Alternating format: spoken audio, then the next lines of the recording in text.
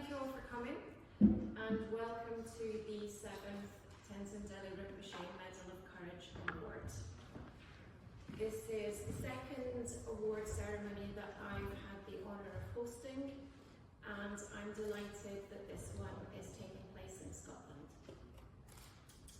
Without further ado, I'm going to pass over to Rashi Jowry, who is going to explain a little bit about the background to this award and also about the man in whose honour it is named, rather. Thank you, Elena. Good evening, everyone. I'm Rashi Jowry. I'm the lead campaigns coordinator at International Tibet Network. International Tibet Network is a global coalition of 130 Tibet groups, and we work to end China's occupation of Tibet. It is my honor to introduce Tenzin Delek Rinpoche Medal of Courage. The medal is a testament to the unwavering bravery and dedication of a remarkable person who embodied the spirit of non-violence, resistance in the face of oppression. Tenzin Delek Rinpoche devoted his life to preserving the Tibetan identity and culture. His influence and leadership was seen as a threat by the Chinese authorities, who then subjected him to a decade of harassment and intimidation. Despite this, he remained steadfast in his pursuit for freedom and justice for his people.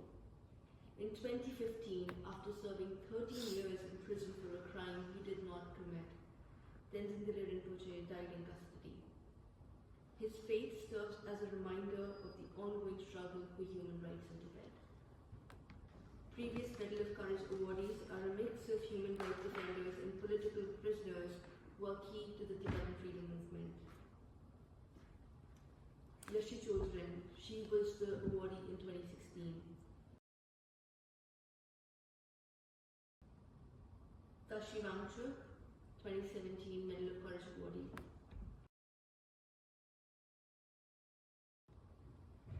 Dunduk Wangchuk and Golok Chukme, Tibetan filmmakers who were detained in Tibet after filming the documentary Leaving Fear Behind in 2008. Gidon Chukyi Nyima was recognized by His Holiness the Dalai Lama as the 11th Panchen Lama of Tibet. Just weeks after he was recognized, he was kidnapped from his home by the Chinese authorities along with his family. He is now 35 years old and has been missing for over 30 years. Anya Sendra, Medal of Courage awardee 2022. Dorji Dashi and Gwampoki, Medal of Courage awardees 2023. These cases are a testament to the resilience and determination of the Tibetan people. But they are also a reminder that there are many unknown political prisoners, many unknown human rights defenders, many more lives that have been lost in the struggle. Yet all of these Tibetans and so many more continue to inspire us and a new generation of Tibetan leaders who are committed to carrying on the legacy of Tenzin Delek Rinpoche and all those who have come before him. Thank you very much, Rashi. So the bravery shown by every single protester in Tibet is worthy of an award. And the bravery of every single person who risks arrest, detention and torture to share information about human rights incidents and about protests with Tibetans in exile and with those of us who work on human rights and support Tibet. The act of sharing that information is itself an act of protest in the context of the occupation and the repression. And this award will pay tribute to a particular individual or group of protesters, but in some sense it is an award to all those Tibetans who show that bravery day in, day out to fight for their culture and their land. I will now run through the nominees for this year's award. So the first nominee this who is a prominent, highly regarded and very popular writer in Tibet. The second nominee is Lundrup Drakpa, who is a very popular singer, and one of the songs that brought him to the government's attention was called Black Hat, and it's a song about, I believe in Tibetan, placing a black hat on someone is making false accusations about them. Yes, I'm getting a nod. Thank you. Our third nominee is Karma Samdrup. Karma Samdrup is an environmental activist. His story was covered by the Guardian newspaper a few years ago, and has been covered by other media as well. Our fourth one is Namki. Namki is a young nomad, and she recently arrived in Dharamsala and was able to share her story, including that of her own arrest and her treatment in custody. Our fifth nominee is a group rather than an individual. This is the residents of Dege County. Dege is a place in Tibet which has seen a number of really large-scale protests this year. They started in February of this year. The local residents were opposed to the construction of a hydropower dam and the associated infrastructure, not because they opposed renewable energy, but because the construction was going to submerge several villages, several monasteries, destroy artwork dating back to the 14th century, and displace thousands of people. And the construction of dams in that particular area of Tibet is also environmentally damaging, as the land there is subject to earthquakes, it's quite fragile, so mega development is generally a bad idea in that part of Tibet. The initial protests resulted in approximately 300 arrests. The second wave of protests, some reports said 1,000 arrests. It was certainly many hundreds. Some of them were beaten, harshly interrogated, and the area was then placed under lockdown. Our sixth nominee is Lamokya, who was a primary school teacher. Primary school teacher who was arrested under the usual sort of trumped up charges.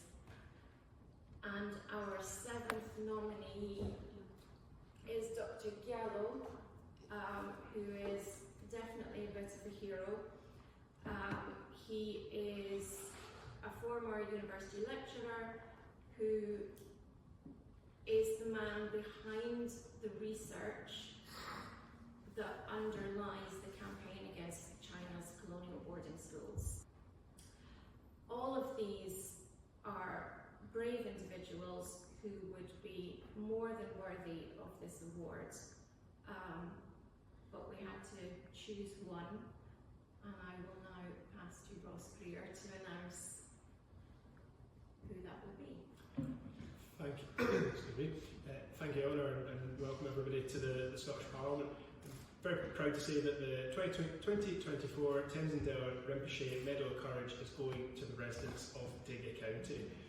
As Eleanor's just explained, the protests in Dege have been really the biggest development in Tibet so far this year, certainly the biggest development that we're aware of in the outside world. Since February, the residents there have been peacefully protesting against the construction of this hydropower dam, the Kamtuk Dam, and people here will be aware, we've exhibited on this in the Scottish Parliament before actually, that Tibet is really on the front line of the global climate crisis. The Tibetan Plateau is of immense importance. It's an incredibly important ecosystem, but it's also an incredibly fragile ecosystem. Tibet is being affected by the global breakdown in our climate far more than almost anywhere else on the planet, because of the plateau's altitude, it is warming it somewhere between 2 to 4 times the rate that the rest of the planet is. And what that means is the glaciers are melting, the permafrost is melting, the desertification of the land is expanding. You know, we often refer to Tibet as the world's third pole because it's the largest store of ice anywhere on the planet outside of the North and South poles. But that is the ice that is melting, and that has profound effects, not just for the people of Tibet, but around 1.5 billion people depend on water supplies that start off in the Tibetan plateau. Most of Asia's rivers start off on the plateau. So there's the direct effect on that water supply. But more than 4 billion people, so more than half of the world's population, depend on that water supply, largely through their food supply. Huge amounts of agriculture across Asia depends on water supplies that start off on the plateau. But also industry as well, the economic disruption that is coming from the rapid melting of the plateau and the effect that's having on the water supply is really considerable. We are told, particularly by the Chinese regime themselves, that we should welcome this massive expansion of so-called clean power, renewable green energy in China. The Chinese government simultaneously try to deny or hide the impact that the climate crisis is having on the plateau, whilst pointing out to the rest of the world that we should be welcoming what they're doing with construction projects like this dam, because it will generate clean, renewable energy. But the reality in this specific case with the Kamtok Dam is that power will highly likely be used to power mineral extraction projects elsewhere in Tibet and in Western China. So it will actually contribute towards further environmental destruction across the wider region.